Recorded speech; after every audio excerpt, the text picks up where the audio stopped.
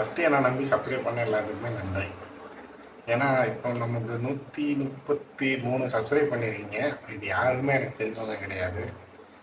எல்லாருமே random people தான். நான் என் ஃப்ரெண்டுகிட்ட சொன்னேன், ஏதாச்சும் ஒன்று ட்ரை பண்ணால் அது 7 நாளில் 1000 சப்ஸ்கிரைபர் வரும்டா அப்படின்ற மாதிரி. அவன் இல்லை, அது நடக்காது, முடியாது, 7 நாளில் அவனுக்கெல்லாம் ஒருத்தர் கூட சப்ஸ்கிரைப் பண்ண மாட்டாங்க, வேணா ட்ரை பண்ணிப்பாரு அப்படின்ற மாதிரி சொன்னேன். சரி நானும் பண்ணி பார்க்குறேன் அப்படின்னு சொல்லிட்டு பண்ணேன். இருந்தாலும் 133 சப்ஸ்கிரைபர் வந்தீங்க.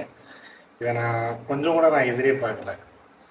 ஏன்னா நான் விளையாட்டாக தான் ஆரம்பித்தேன் கண்டென்ட் க்ரியேஷன் அப்படின்றது. ஏன்னா இதுக்கு முன்னாடி நான் நிறைய சேனல் ஓப்பன் பண்ணியிருக்கேன். ஒரு சேனலில் 300 சப்ஸ்கிரைபர் வந்தாங்க. அதுக்கப்புறம் நான் அந்த சேனலே விட்டுட்டேன். அதை ஏன் விட்டேன் அப்படின்னா, அந்த 300 பேரே எனக்கு தெரிஞ்ச பசங்க தான். ஒவ்வொருத்தன் டெய்லி சப்ஸ்கிரைப் பண்ணுறான்னு கேட்கும்போது ஒவ்வொருத்தனும் கிண்டல் பண்ண ஆரம்பிச்சிட்டாங்க. ஒரு 300 சப்ஸ்கிரைப்னால இதில் ஒருத்தன் கூட இவனுக்கு ரேண்டமாக வந்த பீப்புள் கிடையாது, எல்லாமே இவனை க்ரியேட் பண்ணலாம் அப்படின்ற மாதிரி சொல்லும்போது எனக்கே அங்கே ஒரு மாதிரி கில்ட் ஆச்சு. ஒரு நாள்லாம் உட்கார வச்சு நம்மளை கிண்டல் பண்ணும்போது நானே முடிவு பண்ணிட்டேன், சரி நமக்கு பெஸ்ட்டு நம்ம பேசாமல் வேறு ஏதாச்சும் பண்ணிடலாம், நமக்கு தேவையில்லாத வேலை பண்ணிட்டோம் போல அப்படின்னு.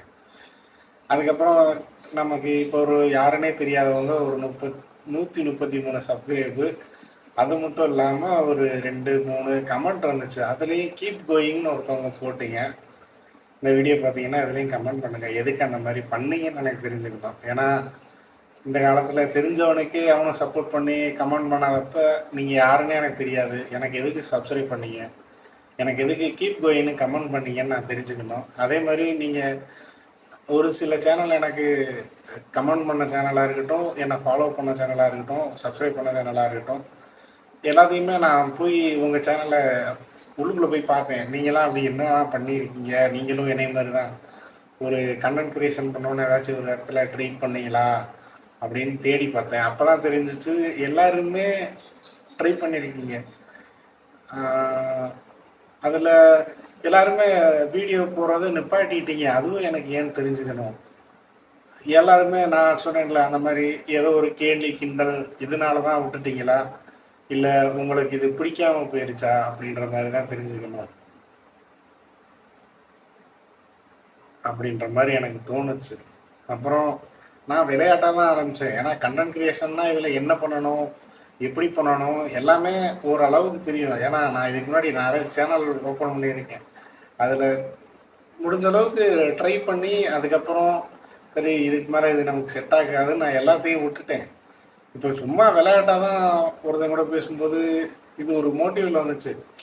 இருந்தாலும் லைஃப் ஏதாச்சும் ஒன்று நம்ம கொடுக்கணுன்னா அதுக்கான ஒரு நேரம் வரணும். நமக்கு நேரம் இப்போ தான் வந்துச்சா என்னமோ.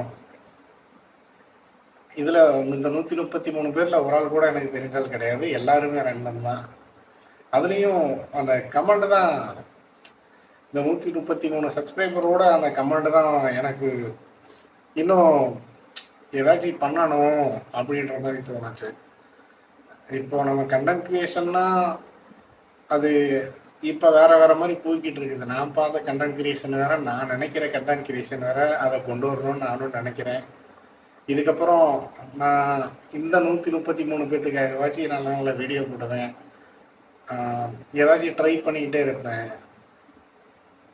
ஏன்னா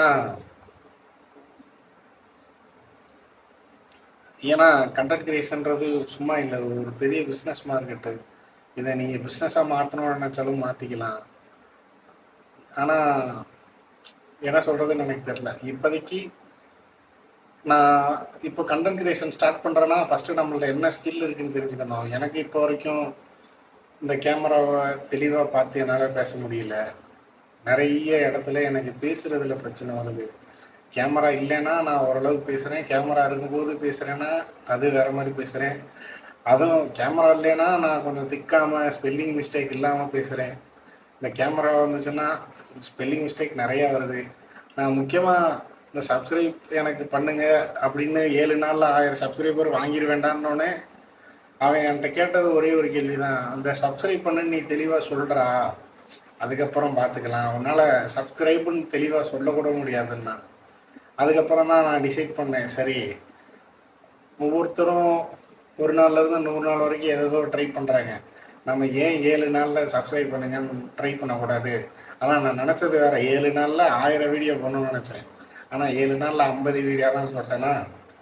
இருந்தாலும் அவன் வேணா நினச்சிக்கலாம், அவன் தோத்துட்டான். ஆனால் இப்போ தான் நான் முதல் படியே எடுத்து வச்சுருக்கேன் கண்டென்ட் கிரியேஷனில். இதுக்கப்புறம் அதை வேறு மாதிரிலாம் கொண்டு போகணும். அதுக்காக என்னென்ன கற்றுக்கணும்,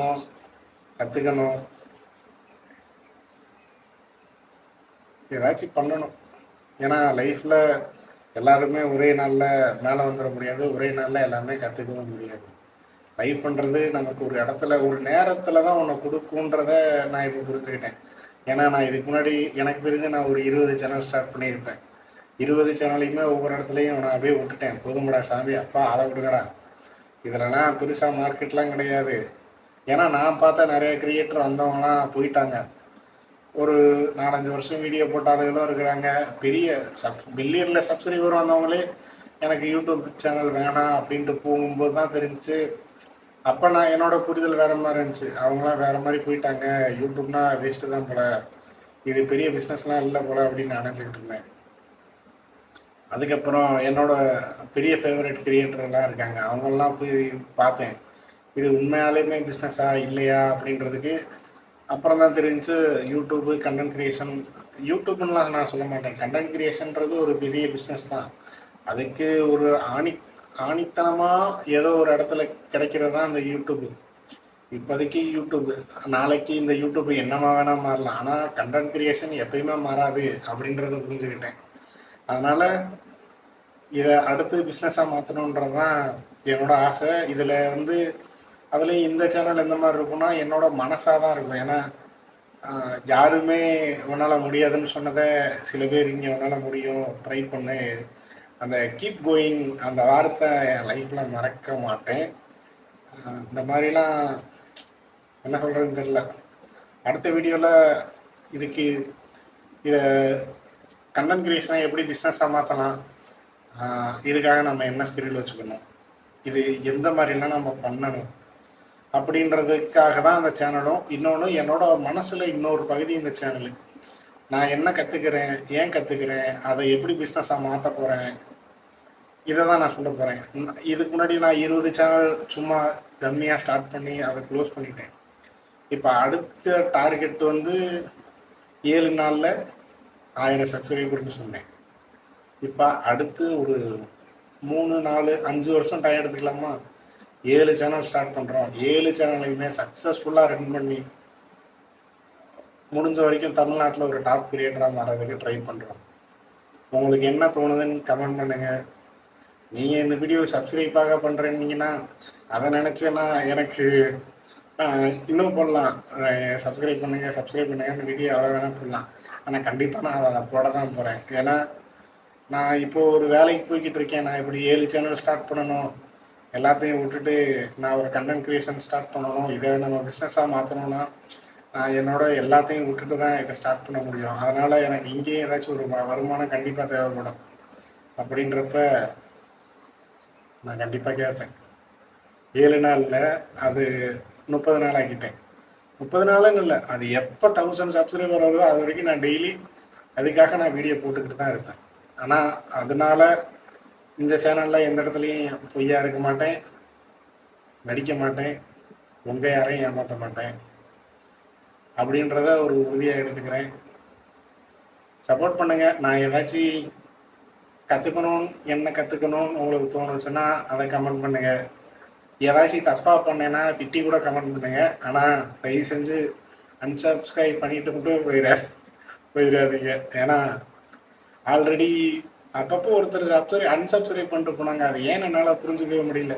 அப்படி போகிறதுனா போங்க, உங்களுக்கு ஏதாச்சும் தோணுச்சுன்னா ஏன் பிடிக்கலைன்றத சொல்லிட்டு போங்க. அது எதனால் போகிறீங்க நான் தெரிஞ்சுக்கிட்டு, அது தப்பாக இருந்தால் அதை திருத்திக்கிட்டு அதை நான் மாற்றிக்கிட்டு அடுத்து வர்றவங்களுக்கு அந்த கஷ்டத்தை கொடுக்காம இருக்க ட்ரை பண்ணுறேன். இதெல்லாம் நான் சொல்லணும்னு நினச்சேன், சொல்லிட்டே நினைக்கிறேன். இது எல்லாருமே இன்னைக்கு பார்ப்பீங்களா, நாளைக்கு பார்ப்பீங்களா, இன்னும் 5 வருஷம் கழிச்சு பார்ப்பீங்களா, இல்லை அந்த பின் குயின் மாதிரி நம்மளும் இன்னொரு 15 வருஷம் கழிச்சு தான் அந்த வீடியோலாம் பார்ப்பீங்களான்னு எனக்கு தெரியல. எப்போ பார்த்தாலும் சரி, உங்களுக்கு என்ன தோணுதுன்றத கமெண்ட் பண்ணுங்கள். முக்கியமான விஷயம், உங்களுக்கு பக்கத்தில் உங்களுக்கு தெரிஞ்சவங்க உங்கள் அக்கம் பக்கத்தில் யாராச்சும் கண்டென்ட் கிரியேஷன் ஸ்டார்ட் பண்ணாங்கன்னா சப்போர்ட் பண்ணுங்க. அப்படி சப்போர்ட் பண்ண முடியலனாலும் பரவாயில்ல, கிண்டல் பண்ணாமல் இருங்க. அவங்களுக்கு பிடிச்ச விஷயத்த அவங்க ஏதோ ஒன்று பண்ணிட்டு போகிறாங்க. அதனால் உங்களை சுற்றி இருக்க யாருக்குமே நீங்கள் உதவி செய்யனாலும் பரவாயில்ல, உபத்திரம் பண்ணாமல் இருங்க. ஏன்னா இதெல்லாம் நான் ஒரு 3 வருஷத்துக்கு முன்னாடி 4 வருஷத்துக்கு முன்னாடியே ட்ரை பண்ணேன். ஒவ்வொரு இடத்துலையும் அந்த கிண்டல் கேலி. இதனால தான் நான் ஒன்றுமே அவ்வளோதான் வேஸ்ட்டுன்னு நானே நினச்சிட்டேன். நம்ம எப்போ தோக்குறோன்னா நம்ம மனசு நம்மளை சொல்ல ஒரு நாள் நீ தோத்துட்டடா, இதுக்கு மேலே இது உனக்கு லாக்கி இல்லடா அப்படின்னு நம்ம மனசு சொல்லும்போது தான் நம்ம தோத்துட்டோம். அது வரைக்கும் நம்ம எந்த இடத்துலையும் தோக்க மாட்டோம்னு நினைக்கிறேன். யார் என்ன சொன்னாலும் பரவாயில்ல, இது உங்களோட லைஃபு, உங்கள் வாழ்க்கை, நீங்கள் தான் வாழ போகிறீங்க. இன்னைக்கு கிண்டல் பண்ணுற எவனுமே நாளைக்கு உங்களுக்கு கஷ்டம்னா எந்த இடத்துலையும் வந்து நிற்க மாட்டான் அப்படின்னு நினச்சிக்கிட்டு நீங்கள் அடுத்த படிப்படி எடுத்து வச்சுக்கிட்டு போய்கிட்டே இருங்க. ரொம்ப பேசிட்டேன்னு நினைக்கிறேன். பார்ப்போம். பாய். Good night.